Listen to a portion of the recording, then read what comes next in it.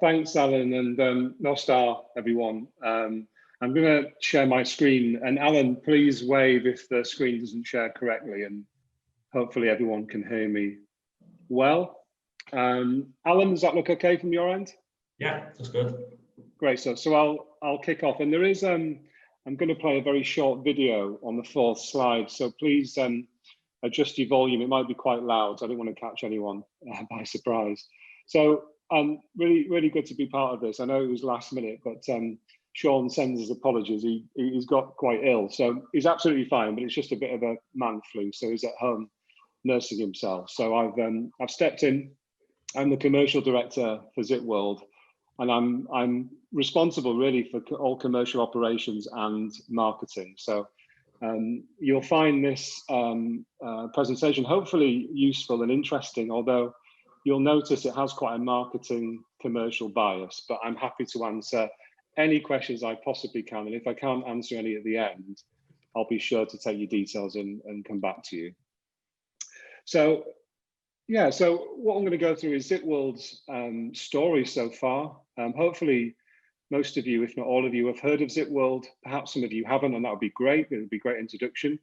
I'm going to talk about brand positioning and marketplace. Adventure tourism has had a huge increase in demand over the last few years. So I'm going to touch on that a little bit and where ZitWorld have really grabbed some of that market share. And then I'm going to talk about more recently COVID-19 strategy, and I'm going to talk about what happened in summer. I'm sure you can appreciate we are very much in about to commence another lockdown, so this is a kind of an ongoing strategy. It's not necessarily the here and now, but it's certainly how we overcame in part reopening in summer and how we managed communications with team, community, and customer. So I'm going to touch on that a little bit. And then I'm going to talk about diversification, and what that means to ZitWorld is some of the sites that we operate in are amazing sites. Some of the quarries that we conduct our business are quite literally biblical in a lot of senses when you go to the site and the enormity of the site and how that site has now been turned into essentially a tourist attraction. So I'm going to talk a little bit about that. I'm also going to touch on winter operating as a seasonal business, about to start a period of very, very quiet. And I'm going to talk about some of the tactical campaigns our business deploys to help us see us through the winter, which is an extremely challenging time at the best of times for any attraction. And then, of course, open it up at the end for questions. So hopefully I get lots of questions. So I'll kick off. So the man himself, Sean Taylor. Sean was the initial founder and is now founder and president of ZitWorld. So Sean had a long career as an ex-Royal Marine Commando, 5 years in private security. So if you ever meet Sean over a beer, you can have some quite interesting conversations about his past. He was in private security for a number of celebrities, and I won't go into them, but any chance you get to have a beer with him, I'd recommend it. Obviously very entrepreneurial. We are an entrepreneurial business, and we kind of suffer the same kind of ills as any business that's had hectic growth over a short period, and you'll see that in the presentation hopefully.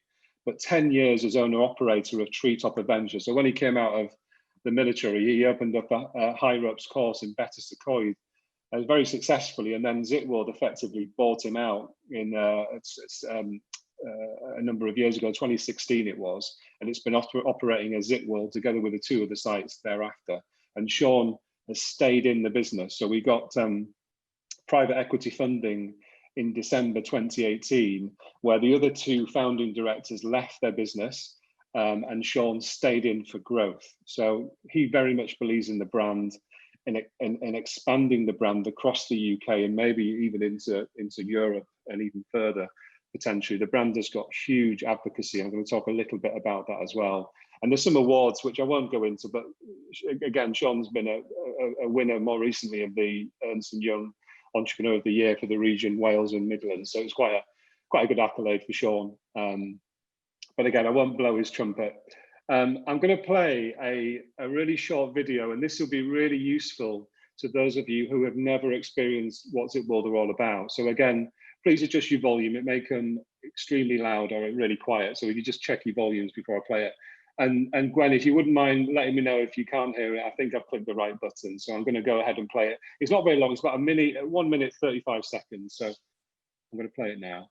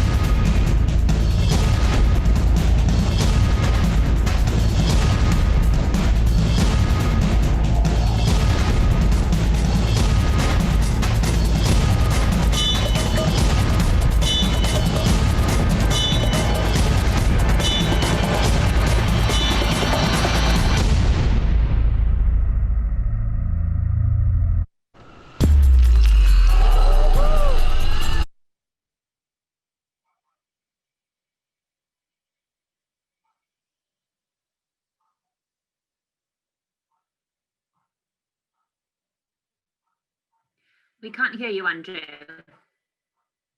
Sorry. Hopefully that was okay and everyone could clearly hear that and see that. So thanks for bearing with it. Hopefully it gives you a bit of an insight into what ZitWorld are all about. So I'm not going to read line by line, but the business started back in 2013 with the essentially the Bethesda site. So the longest and fastest zip line in the world started at Bethesda in Penryn Quarry. You know, the quarry itself, I'll go into a little bit of a detail later, but needless to say, it is an amazing environment. And Sean, while he was having a beer with Nick and Matt, his fellow co-founders, decided that let's put a zip wire across 400 meters high, a mile long, spanning over a lake at Penryn Quarry, which is about 120 meters deep. So it's a huge undertaking. And no one had ever done it before. So that business started out of a wooden building with 33,000 riders in the first full year, helped by some Welsh government funding. And the business has just gone from strength to strength, to use a term. You know, to give you an idea, the business has around about 500,000 visitors now, and is spread across 3 sites. So Bethesda at Penryn Quarry, Blaenau Ffestiniog, and Betws-y-Coed Forest location. We're soon to hopefully open in South Wales at the Tower Colliery site, which is also steeped in history and is an amazing site, completely different to slate mining. But what we've done with slate in North Wales, we hope to do with in South Wales with coal. So we're hopefully going to interpret that site in a slightly different way and bring our kind of brand of adventure to the south, which has been promised an awful lot over recent years. And I think being on literally the borders of the Brecon Beacons and having Cardiff and Bristol as big conurbations will be a massive, massive undertaking from ZitWorld and be a huge development opportunity for the whole area. So the impact to the local area, while we're on that subject, ZitWorld, well, has a very positive impact on the area. I mean, in terms of tourism, particularly adventure tourism.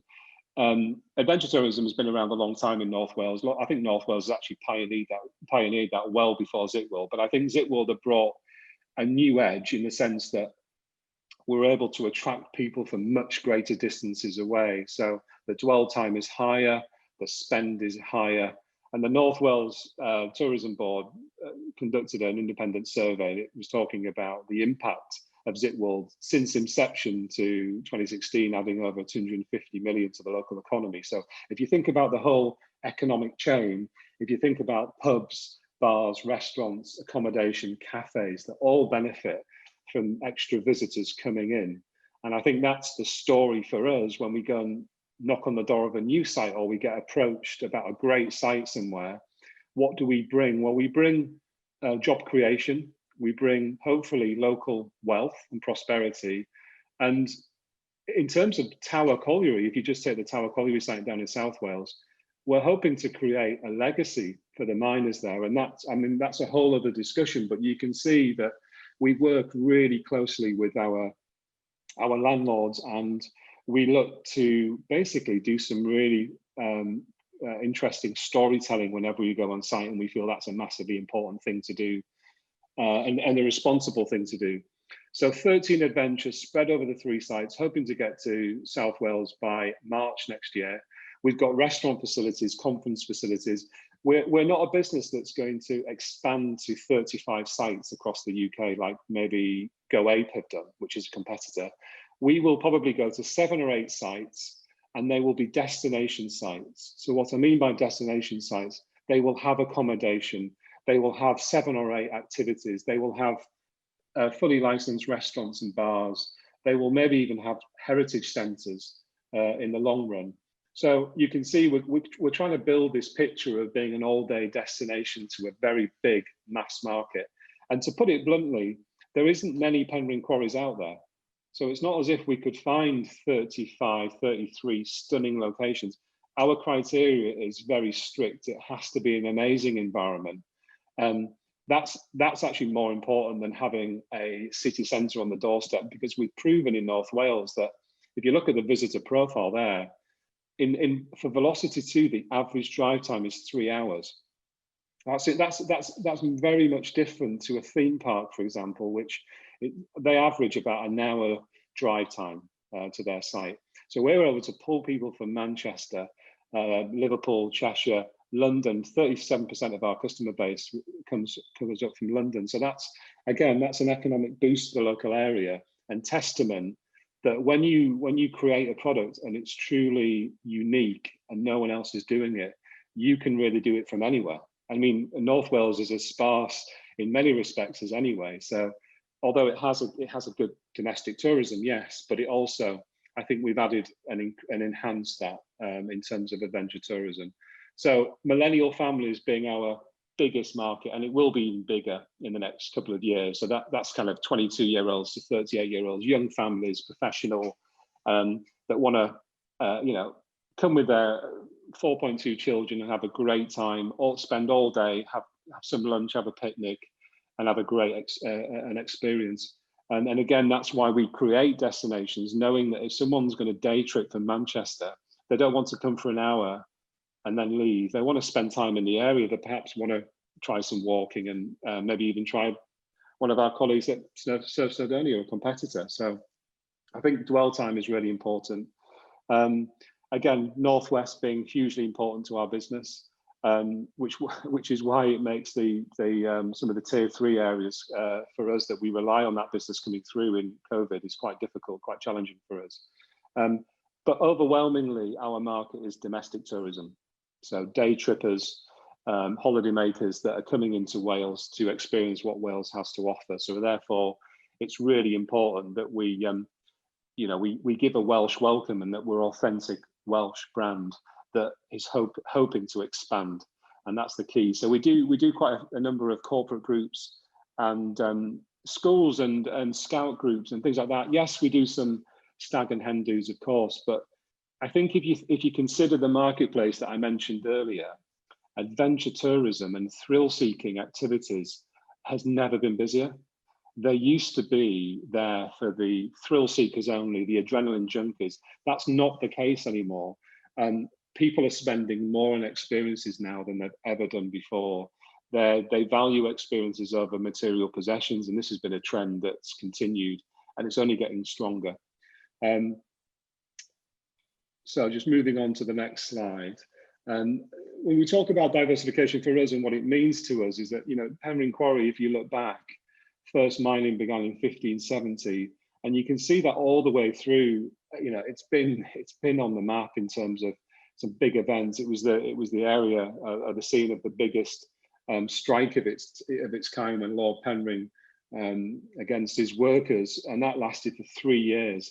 You know, that was a huge development, and that still is at the heart of a lot of local people. They remember that strike through their families. So it was a big event. And actually, when you think about South Wales and Tower Colliery site, that also went through one of the biggest industrial action in the 90s, when the coal miners actually used their redundancy money to buy the quarry out, and they successfully mined there. So an amazing story, and that's where we come in.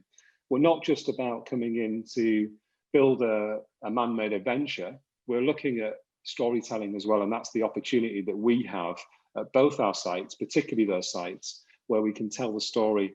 I mean, that at Penrhyn Quarry, if you've seen the 2007, you can see that photo on the 2007 picture there in the lake.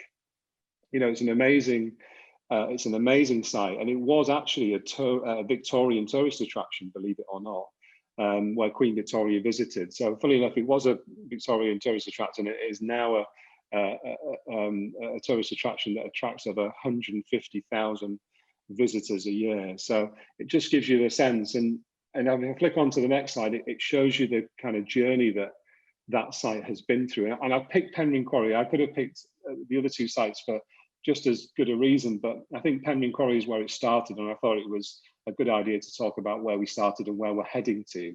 And you can see there, velocity is the main product, then going on to a quarry tour, opening a restaurant, and then velocity 2 basically was we increased the number of wires from 2 to 4 to meet the demand. So we saw huge demand and we needed more capacity, and that's why we increased the number of people we could put through our zip lines, and then we also added the restaurant on and other facilities. We also have successfully run 2 rock concerts from Penrhyn Quarry as well. So again, an amazing backdrop for a concert. And then more recently in 2019, we launched a product called Quarry Carts, which is essentially a 3-wheeled car that's driven by gravity, and you basically get driven up to the top of the quarry, and then you get to experience an amazing ride all the way down up to speeds of 40 miles an hour. So a really thrill seeker driven activity. And then next year we want to move into accommodation. And as I mentioned, the whole plan is to develop destinations. So we really want to be able to offer accommodation to our visitors. And even we're considering a cable car as well, because we have the big red trucks that, for those of you who might have visited the site, will have seen these big red military trucks that basically take you up to the top of the zip line. To do that in winter is actually quite dangerous, and we can't operate it in snow. And we feel that having a cable car, we could actually offer a spectator experience as well. So you could go up to the top of the zip, you could watch the zippers be unclipped and go down while you're having a coffee. So you can see Zip World is going to grow in 3 different ways. Site acquisition, which is, if you take South Wales as an example of that, or I should say that's more of a virgin site. And then you've got site acquisition, which we take over a business and we make it Zip World. And then you've got development on site. So how we develop the site from the ground up all the way through, and you can see the journey there that we're on. I've done a very simple Venn diagram just to give you an idea now. We've moved on from kind of the heritage and where we started from and where we're going to more recent times with COVID-19, and what does that mean for an experienced business like us that you know, it's a highly seasonal business. So when we closed in the end of February, we essentially put 68,000 people's bookings on hold.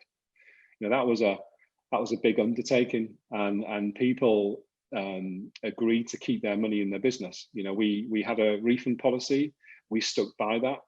that was able to sustain the business and protect the jobs crucial for an opportunity to restart again on the 6th of July, which we did. So some of the considerations you have to, of course, as a responsible business in North Wales is, we looked at community, protecting the community. With the Northwest as it is now, for example, it feels even more COVID feels more on the doorstep now, more than ever. It almost feels like North Wales is surrounded by tier 2 and tier 3. So bringing in a person from Manchester, the perception of that for local people is a really strong motivator for us to really understand that community comes first, looking after our team while they're on furlough, making sure we keep that communication was really important during the lockdown. And of course, understanding that our customers had an experience booked in that we can't fulfill for now. And we were, trying our best to manage those expectations and in the hope that we would be able to deliver that experience for them at a later stage. So that was the kind of journey from a people point of view. And then looking at the whole risk assessments for COVID-19, yes, we're an outdoor business. And as you probably well know, when lockdown was lifted, coastal regions were the first port of call for a lot of people. So they attracted a lot of people for their fresh air, for their abundance of landscape and a chance to experience something outdoors that's perceived to be safe from COVID.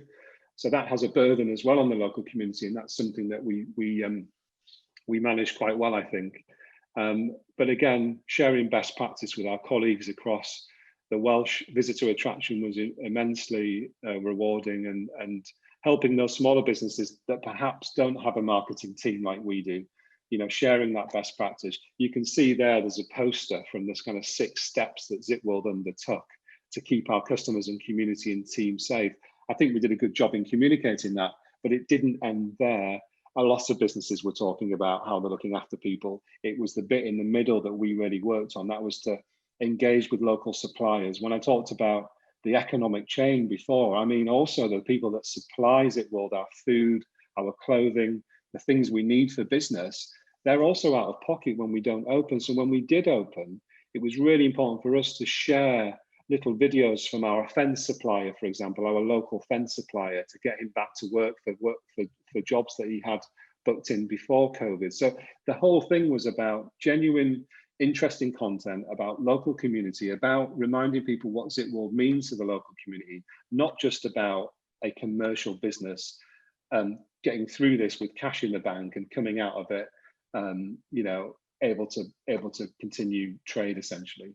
But our priority, as you can imagine, was to protect deferred income. So deferred income to us means forward bookings. So keeping customers informed, giving them great content, keeping them up to speed of when we're opening, and really building brand advocacy and finding ways we could diversify the website. So for example, we're an online booking. We have a very strong online booking platform. Zipworld benefit from about 85% of our bookings coming through online bookings. And that was a really good position to be in. A lot of attractions didn't have that. So we were able, despite not being operating, we were able to sell vouchers for our products. So we were able to sell e-vouchers that could be redeemed over 2 years. And what was really fascinating, and I'll go into that in more detail about the marketing strategy, but we were able to monetize also in readiness for opening was an accommodation booking platform. So Zipworld get about 3 to 4 million website unique visits a year. And we wanted to offer something that people could book an accommodation, a hotel or a B&B or a cottage on our website. And what that meant is we became a mini booking.com. Although the money stayed within the region, it didn't go to Silicon Valley, for example. It's going to stay in the region, which means local property owners can get on board the platform and basically have a captive audience with Zipworld. So that's an ongoing process, and that's about to be launched, but it was an opportunity for us. Equally, an e-shop as well. So we sold an awful lot of merchandise while we were locked down as well. And I'll go in a little bit more detail about that in a second. I know this is a really busy slide, but I'm just going to draw your attention to certain areas. So this is a very, very quick slide for digital performance from April to May. And it gives you an idea. If you look at the graph, it's very dire. You know, you've got the gray line, which was 2019, and then you've got the red line that's 6 below it. Revenue down by 50%, orders down by 45%. The spike there is the work we did on 2-for-1 promotions, which we did 2 vouchers for the price of 1, which was hugely successful. So, you know, if you look at the sessions, the bottom left, you know, 60% down on web traffic. It was devastating for the business, but we managed to maintain cash flow. So the positive of this, from a commercial point of view, if you look at the bottom right, for me, if you look at the ad spend, ad spend at 8,300. So that's what we invested in Facebook advertising, and the ad revenue is what we got back, which is tremendous. And the reason for that is most businesses in our sector were pulling ad spend back. So they weren't spending in lockdown, which for me was the wrong thing to do, because actually content consumption rose by 70% while people were on lockdown. So video content alone was being consumed by people across the UK like never before. So actually, while our competitors were pulling out of ad spend, we increased ad spend, and we were able to gain far more reach at a much lower cost. So marketing is essentially about customer acquisition. And customer acquisition is about, when you spend money, what do you get back? So cost per acquisition was less than £1. So someone spending £103, we were able to acquire that business for less than £1. So we took advantage of people on their phones a lot more. We took advantage of our competitors not spending, and we were able to double down our ad spend, increase our advocacy and reach over a very short period. So a good commercial move, worked very well. Probably will never happen again, because I'll never be able to buy ads that cheap again. But the point is that high consumption of great content means an opportunity to get in front of far more people than you would do before. And as a relatively small, medium business, we were able to compete at a much higher level than ever before, and that for me was worth the effort. Again, another busy slide, but this just gives you and I did mention that it would have a marketing bias, but this gives you how sort of our thought process when reopening: awareness, consideration, conversion, and experience. So awareness is basically your top of funnel advertising. So what I talked about, consumers just consuming all that digital content, all those video ads that we were putting out, that was top of funnel. So people that don't really have an interest, but oh, I wonder what that zip line's all about in Wales. And then as people move on to the website, that's the consideration phase of I might actually consider that when I come out of lockdown. And we were doing messaging like, which one of your friends do you want to experience the zip line with as soon as you come out of lockdown that you haven't seen for months? So you can imagine we're building this picture, and now that they've been on the website and they've clicked yes to the cookies, we can now retarget these users with more personalized ads, which is the conversion phase. So that is the general rule of digital marketing. But on lockdown, what was key for us, which I continue to mention in this, is content marketing. And content marketing for us means behind the scenes footage of COVID-19. So what were our instructors doing to look after people? So I said before we talked about the 6 steps. Well, this is about behind the scenes, how we deliver that 6. And we did it really interesting. We had fun with it. We had instructors getting on videos, having a bit of fun. Fresh air campaign, which I talked about, getting in the outdoors. We're a COVID secure environment. Themed content. That when I talked about consumer and consumption of content, you're talking about competing with the likes of TikTok and Facebook content. So it's a busy space. So your content needs to be really compelling. So that gives you an idea of how we tackled that. And then moving on to winter operating, and I'm flying through this, so apologies if I'm going a little bit fast, but this is the kind of holy grail for any seasonal business in the attraction space, because your quietest times basically finish after October half term. So when the Welsh Government announced a firebreaker pre-half term, you know, that last chance of getting revenue in has obviously been stopped. So on a normal operating model, these are the type of activities that we deploy to flatten out the gap that you get in winter. So Fear Forest, for example, is now one of the most talked about Halloween experiences. It's mainly for adults, I'll have to say, but it's something that we saw a gap in the market, and it was to reinvent. So if you've been on the forest coaster through the trees in the day, come back and experience it in the Halloween setting, and it's a completely different experience. So using events and experience, unique experiences like that, we were able to get the repeatability of the product, the shareability of content. So when someone was scared out of their wits by our web developer who was dressed in a clown costume, they were sharing it on social media. And we were able to gain an awful lot of reach through, again, content marketing, which was what Fear Forest was all about. We were able to get on platforms like Unilad, which is a platform on Facebook that's for quite a young generation, but they've got 9 million followers, and they categorize our Fear Forest as a top 5 in the UK. You know, something like that was a great accolade for the business.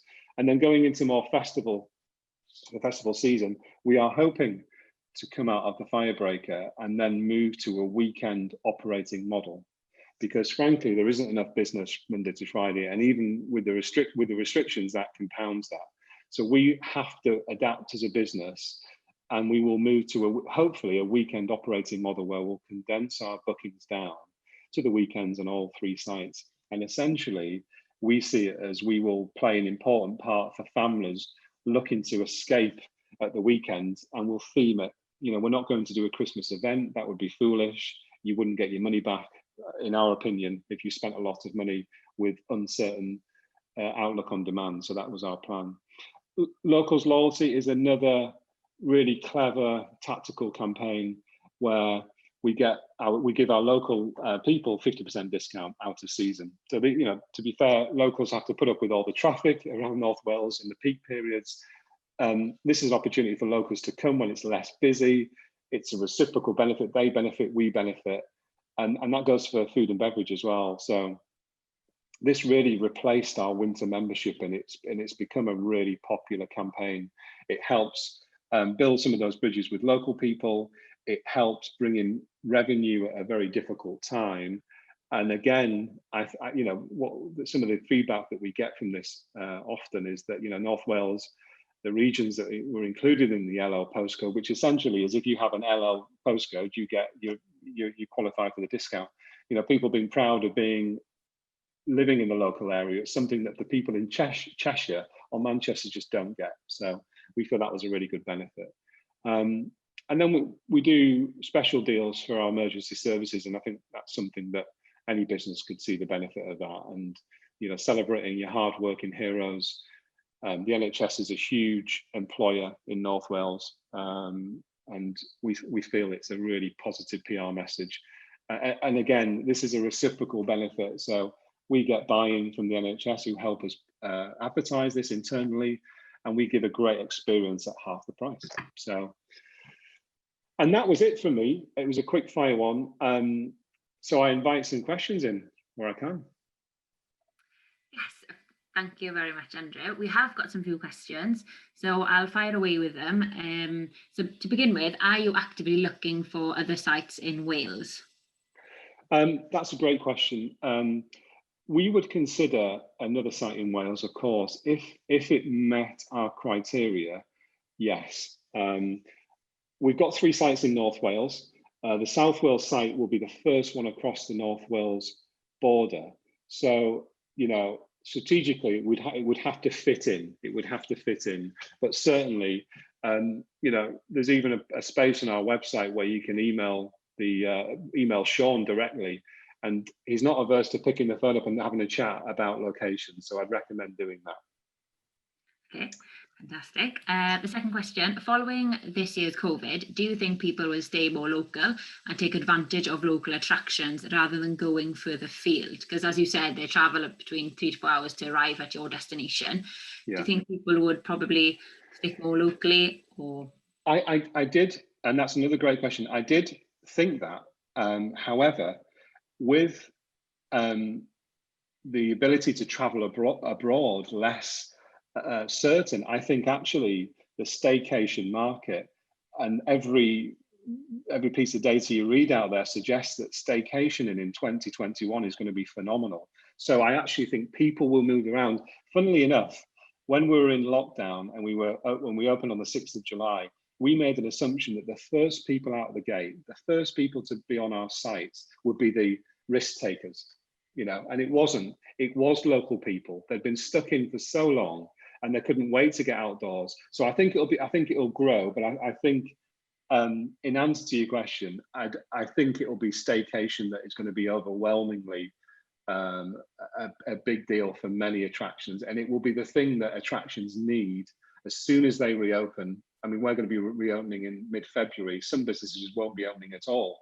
Other businesses will be opening in spring. So every kind of piece of data I've read suggests the economy is going to grow by 10%. I mean, it's gone backwards by 10%, of course, this year, but there's opportunity out there for local attractions to actually grab an audience from a much wider demographic. I think that'll be slightly different for retail. I think, of course, people will shop a little bit closer, but also consider that there's an awful lot of people that have migrated to online for their purchases. So that's another trend that will be interesting to see. Fantastic. How do you know there was a target audience for this kind of attraction?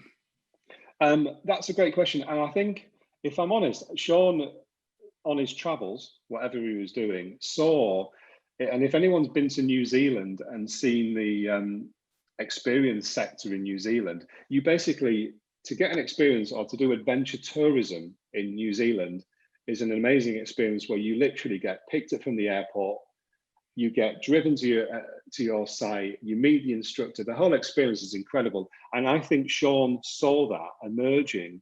They were really pioneering in this stuff in New Zealand. And I think he looked at the landscape in North Wales, and a lot of people say there's a lot of similarities between the two areas. I think he saw an opportunity and he thought, we can do this in North Wales. We've got the mountains, we've got the sea, we've got amazing assets on our doorstep. And I think that's what sparked his imagination. I think you're quite right there.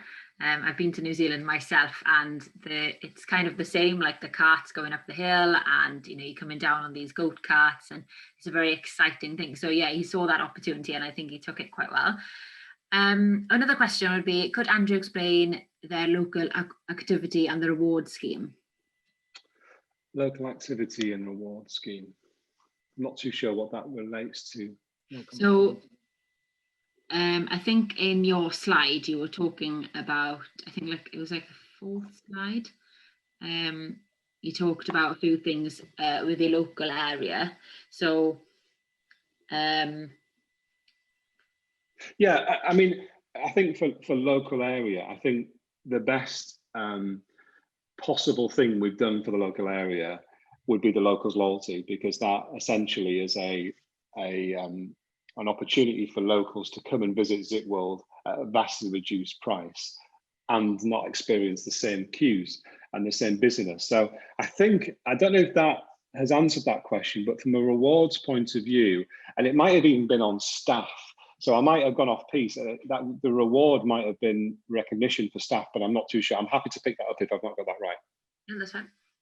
And then just to link kind of another question that's come in. So well, I'm not sure. I didn't think I've read it on your slides, but how many members of staff do you hire, and how do you keep them motivated through these times, as well as with the COVID, and how's it going in that sort of way, and how do you reward your staff then to perform and to Yeah, well, the short answer is it's the brand and what it represents. And if you take an average instructor, which there isn't an average instructor, because our instructors represent our customer base, which is massively broad as well, but working for a really successful brand that, you know, does some exciting, you know, if you're around the pub and you're talking about what you do for a living, you talk about ZipWorld. Been in the sort of industries I've been in where, you know, you talk about what you do and you have to explain for 10 minutes what your company is. When you work for ZipWorld, I think particularly for local people who we employ, 98% of the people we employ are local people. They're exceptionally proud of ZipWorld. They want to give that warm Welsh welcome, and they want to be involved in an entrepreneurial business. And I don't take that lightly. You know, providing a Welsh experience is about promoting the language wherever possible. And frankly, that's what people want to see and expect. So when they meet a gregarious instructor, that's part of the experience. So I genuinely believe that they have a great job. Sending people off a wire at Penrhyn Quarry in summer is a great job. That being said, doing the same with hailstone coming in your face and snow is quite another. But it's an exciting job, and we reward them really. Like any entrepreneurial business, there's going to be opportunities to grow, to take a promotion, to learn new skills, to be developed. And I think for a young person that's looking at a commercial kind of, how does adventure tourism fit into the commercial landscape? Well, there's opportunity everywhere at ZipWorld, whether it's acquiring new sites, whether our staff go over to new sites and help them build up the activity. I think offering a kind of career path is another big driver for our staff. And in terms of keeping the communication during COVID, that was a great question, because that was the difficulty. You know, you've got gregarious people that are used to being outdoors, used to meeting people, loving the banter between teams, that are now essentially haven't seen each other and they can't see each other. And the way we did it was what we're doing now, which is Zoom calls, and we had fun. You know, we had situations where we were like, you have to wear the funniest hat you can for the next meeting. You know, silly things like that. It sounds daft, but it's banter. It's what people thrive off. Most people thrive off anyway. And that's what we did to keep people motivated. And then we've just got another question. I'm not sure if you can answer this because I know you're on the marketing side, but where would you recommend to start looking for advice, funding when developing an adventure tourism business idea? Well, you could first start with maybe contacting myself or Sean. I mean, we'd be happy to speak to you, exchange email addresses. I think adventure tourism is a really exciting opportunity. I think when you look at the growth of e-bike tours, and you look at ecotourism, particularly there's lots of really exciting opportunities for adventure tourism. So I think with someone that's got that drive, that's a great place to start. Start with the local business and what they've done, find an opportunity, find a niche. And then of course, government support is available to new businesses. And if you're genuinely bringing in tourism and prosperity into your area, albeit starting off small, given what ZipWorld's been able to achieve, as have many other businesses, there's a great story there. And that's where I would start. Yeah, and just to add to that, obviously, if you contact your local development officer, we can help with that process as well if you need a business plan, or if you need to speak to someone to arrange funding and things like that. So we are available also. We have another question. This made me giggle a little bit. What safety measures are in place and what routine checks for safeties are carried out? How do you find insurance costs while you're pushing someone off a cliff? So first of all, I mean, yes, I'm talking about marketing a lot, but what underpins the business is a culture of safety. And what I mean by a culture of safety is it's incumbent on myself, someone that works in one of our shops, in our restaurant, someone that is unclipping someone. It's incumbent on us all to hold each other accountable for safety. We have really rigorous risk assessments for everything we do. And in fact, we've got a very strong record considering what we do. Actually, our adventures are extremely safe. Where we have issues is the usual issues, which is trips and falls. You know, we have more trips and falls issues. We have obviously someone jumping on a net for the very first time that maybe hasn't stretched out their ankles in a while. That might get a sprained ankle, and those are typical things we see. And the other thing we do is we rehearse when something really bad happens. So if someone has breaks their leg, you know, being prepared for that. I think regular training, getting your team together and making everyone accountable, and going through scenarios all the time, in the quiet times, in the busy times, to stay consistent. Look for nervous people, look for potential issues that you might find. Yeah, yes, we get people to sign waivers, yes, but it is incumbent on us to inform people, wear the right shoes, wear the right clothing. If you're nervous, the instructor will put her arm around you, he or she, and make you feel at ease and give you a great experience. So yeah, and it's fine. Insurance costs, well, they're quite hefty, I'll have to say. It's the nature of what we do, but you know, we've got a great insurance broker, and they are our sense check for safety.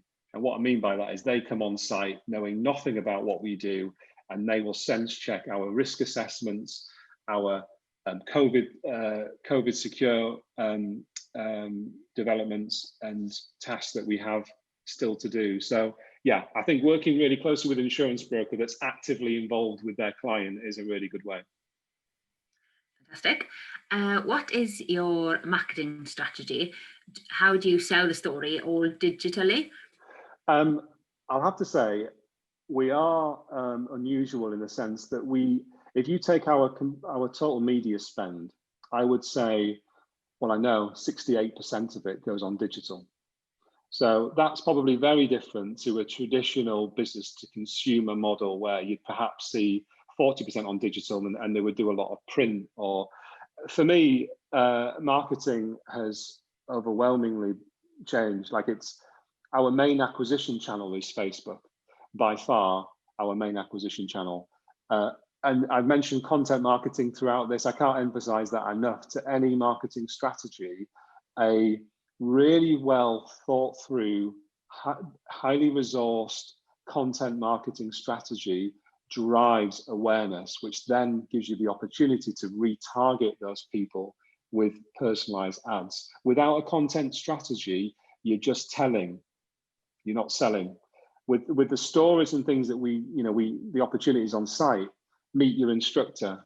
You know, I don't know if anyone's had their car serviced in Audi or BMW, but they give you a video, yeah, of what they've completed on the service. If I was a group booking and I got a personalized video from the instructor that I was going to meet on Saturday with my group, that to me would be an amazing experience. And that essentially is where we want to head to. So we communicate to our people, we find where they are, and overwhelmingly, you've got this two-screen generation where they're watching TV and they're looking at their phones. I do exactly the same. So you've got to be where your customers are. And also, if you consider COVID, a digital marketing strategy is far more fluid than committing to out-of-home advertising, press advertising. It's far more fluid. You can switch it off, you can switch it on, you can change it, you can change your messaging.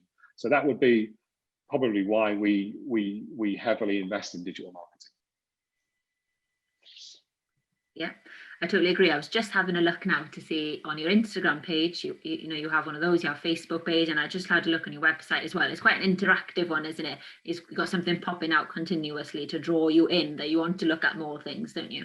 So no, fair play, very good. And another question, does Wales as a country underestimate our tourism potential? I don't, does Wales? It's quite a broad question. I think the Welsh government, and having worked really closely with them through this, I think they've been incredibly important to the visitor attraction in terms of lobbying. You know, I would hope they do, but I think more than ever, I mean, I personally feel that visitor attractions, and some may disagree with me, but I think for a lot of families, it's an essential service that people want to go to. Particularly if you've been cooped up indoors for a number of weeks and you want to get your kids out and about and you want to do something exciting. I think visitor attractions, particularly in Wales, given the assets and landscape that we've got, I think we offer something very, very unique. And I think drawing people in from far away is testament to what we have on offer. And I'm talking about North Wales, and I'm talking about South Wales as well, because having spent some more time there, we've got these great assets, and that shouldn't be underestimated. And I think tourism plays a huge part, particularly in coastal regions where you've got a huge percentage of jobs rely on tourism. So tourism and hospitality, actually. And I think, I think Wales does, to answer the question broadly. I think people have realised how important it is to get outside and spend time with their family and friends again, and experience something fun and get out of kind of the doom and gloom about restrictions. And I think having a great relationship with your local council, and having being able to contribute to Welsh Government discussions about how important tourism is and the support that it needs has been vital for us as a business. Fantastic. And so obviously we're on a break now with COVID, we're not allowed to travel anywhere. So are you closing till the 9th of November and opening after that, or? We are. We're going to close until the 9th of November as instructed. Now that we've been told to close, we will hopefully qualify for the funding that's available for businesses directly affected by COVID. And we will go back to our e-commerce platform ultimately, and we will look to fill our booking calendar for spring 2021, which at the moment has filled so rapidly. We're well beyond expectations. So what's great, and if any attractions I'd speak to, is that the demand for 2021 is what should keep you motivated. You know, this year has been this year, but 2021, massive opportunities for Welsh businesses in this sector. So are you fully booked this year, or? This year, we were, if you think about summer, we anticipated to be 40% of capacity. By August, we were 40% up on 2019. But I'll have to caveat that with, you can imagine you've got all this pent up demand. You've got 68,000 people that we basically put on hold. Then you've got, added to that, people desperate to get outdoors into outdoor spaces. And I mentioned that coastal regions kind of saw that very, very clearly. We were way beyond our projections. It was fast, it was furious, and it was extremely tiring for staff that had been essentially kicking back with their feet up to suddenly go back to site at 120 miles an hour. And I just want to make the point as well, our staff did an exceptional job. When you consider your consumer coming onto site, your customer, you've got the super risk averse family that all wear face masks and keep their distance, meets a family that is a bit more relaxed about it. And in that you get issues. So you can imagine for site teams, quite a stressful period to manage a lot of people socially distanced, trying to do the right thing, not having confrontation. I can tell you that the whole leisure and hospitality sector has done, in my opinion, speaking for Wales, has done an incredible job to step up to this. No, for sure. I've just got one final question that's just come in. What would be the single most important piece of advice you could give someone looking to diversify into tourism? I think the barriers to tourism can be exceptionally high. When you're talking about the spaces that you might, I'm talking outside of doing an adventure in a metal container. I'm talking about to do something in woodland, to do something in the national park. The barriers for entry in the market are quite high. What I would say is you've got to be persistent, and you've got to work with local authorities and NRW to work through the problems, because that's why not a lot of people are doing it, because it's a high level, a high barrier to market. But then there presents opportunity. There's not many competition if you get it right, but it may take some time. So persevere and be very adaptable, and make sure that you pay attention to trends and try and be in front wherever you can, and make sure that whatever product or idea you come up with, that it evolves into something else, because repeatability in this sector can be quite challenging. You need to give a reason for people to come back and do the zip line again. So think about how you might turn that zip line into a VR experience, or do it at nighttime and do a runway, or do a Halloween experience. So think about how that product might be sold to the same customer 4 or 5 times over the same year. Oh, that's good advice. Good advice. Thank you very much for your time tonight, Andrew. We have run out You're of welcome. time, but that's unfortunate that we had to finish. But we thank you very much for your time tonight. Diolch yn fawr i chi gyd am ymuno gyda ni heno i'r webinar yma. Mae wedi bod yn noswaith dda iawn. Felly, nos da i chi gyd. Thank you very much. Good night to you all.